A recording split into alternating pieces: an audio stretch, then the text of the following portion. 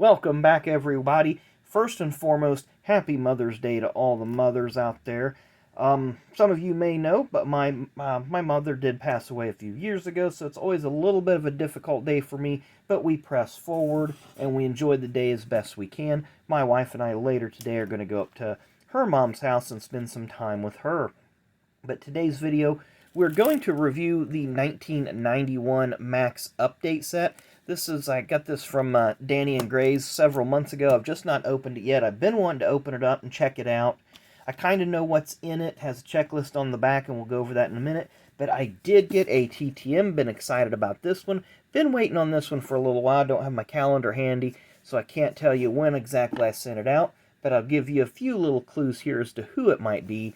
Longtime independent NASCAR Cup Series driver. Had well over 450 starts. Only had 17 top 10 finishes in his career, with the best finish of 7th in the 1983 Winston 500 at Talladega.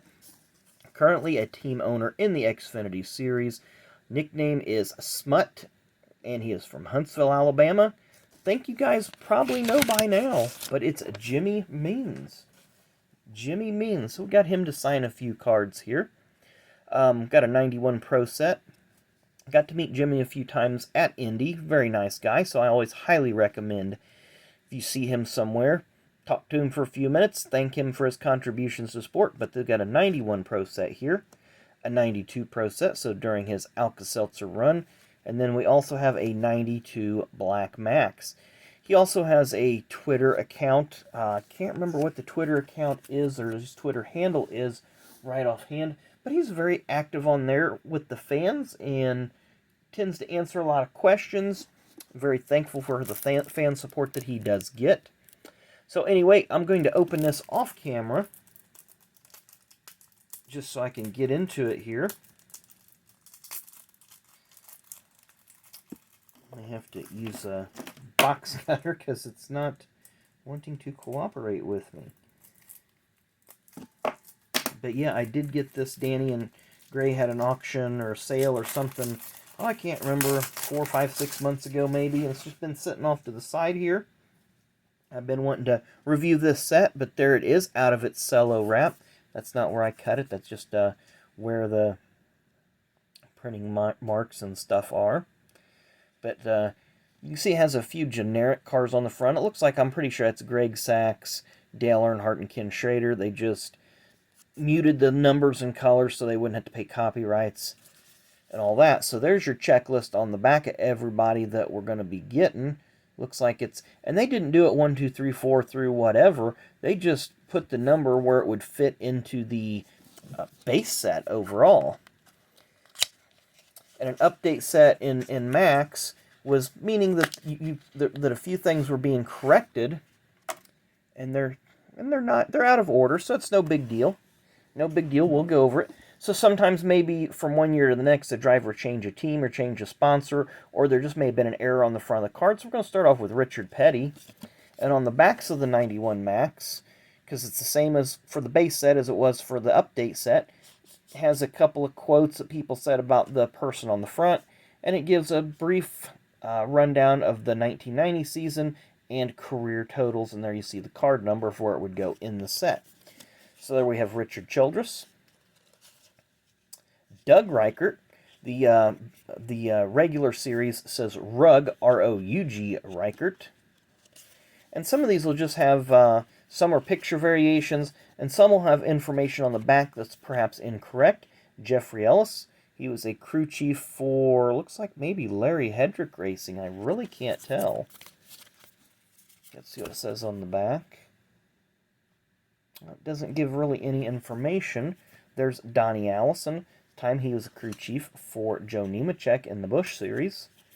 Terry Labonte, of course, in 1990 he drove for Hagen, or I'm sorry, not Hagen, Richard Jackson in the Skull car.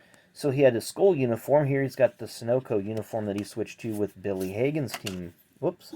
And then there's Rick Mass, speaking of Richard Jackson's team. The regular series had him in just a generic uniform, because you remember in 1990 he jumped around from team to team for a little while. Mark Martin, I'm not sure what the update on this was. Maybe they had him in a Stroh's uniform or something. Don't really remember what the update was on that one. Jeff Bodine. Darrell Waltrip. Of course, Darrell switched teams from Rick Hendrick's Tide team to his own team with Western Auto.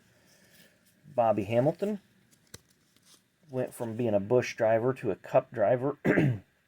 So that's his rookie season, 91.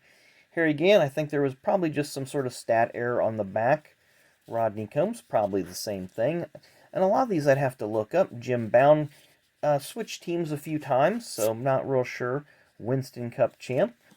So let's look at that one real close. There you see Richard Childress and his wife on the left of the trophy, and to the right of the trophy, Dale Earnhardt and his wife, Teresa. Robert Presley, Busch Series driver. Robin Pemberton, former crew chief.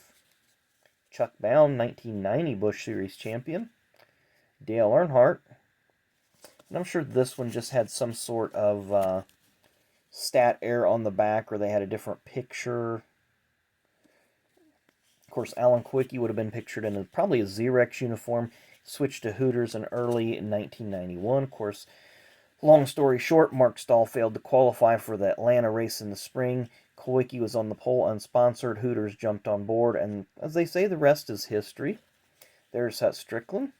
Jumped from team to team in 1990. Ended up at Bobby Allison's team. Sterling Marlin switched teams from 1990 to 1991. Driving for Junior Johnson in 1991, that is. 1990, he was still with the Hagen team. Phil Barkdahl. Not sure what the... Again, a lot of these I'd have to go back and look and find out what the variation was. There's Kenny Wallace when he was in his Busch Series team. Bill Elliott, pit crew champs. Ken Reagan, this is the father of David Reagan. Dale Earnhardt, all-pro card. Fans' favorite driver, Darrell Waltrip. Of course, there he is in his Tide uniform. Charlie Glotzback, who recently passed away. Jimmy Spencer. There's Ernie Irvan. Of course, in 1990, he started off with Junie Donlevy's team, went to the Morgan McClure team. 3 races in, or after the 3rd race, I should say. Rick Wilson drove for Raymock in 1990, switched to Stavola's in 91. Ken Bouchard, of course, we recently got a TTM from him. Ken Schrader, former Rookie of the Year, Lake Speed. Switched from his own team in 1990. Drove for Cale Yarborough most of 1991 after Trickle was released. There's Tommy Kendall, former road racing ace. Made a few Cup starts in the early 90s. Bobby Labonte. Don't know if you could consider this his rookie card or not, considering it's in the update set. His rookie card would be in the base set for sure. So you see the Penrose Firecracker. That was the one of the sponsors on their team. Eventually was bought out by Slim, the parent company to Slim Jim. I'm not sure what that company was, but that's the way they went. There's Trickle. We mentioned him a few minutes ago.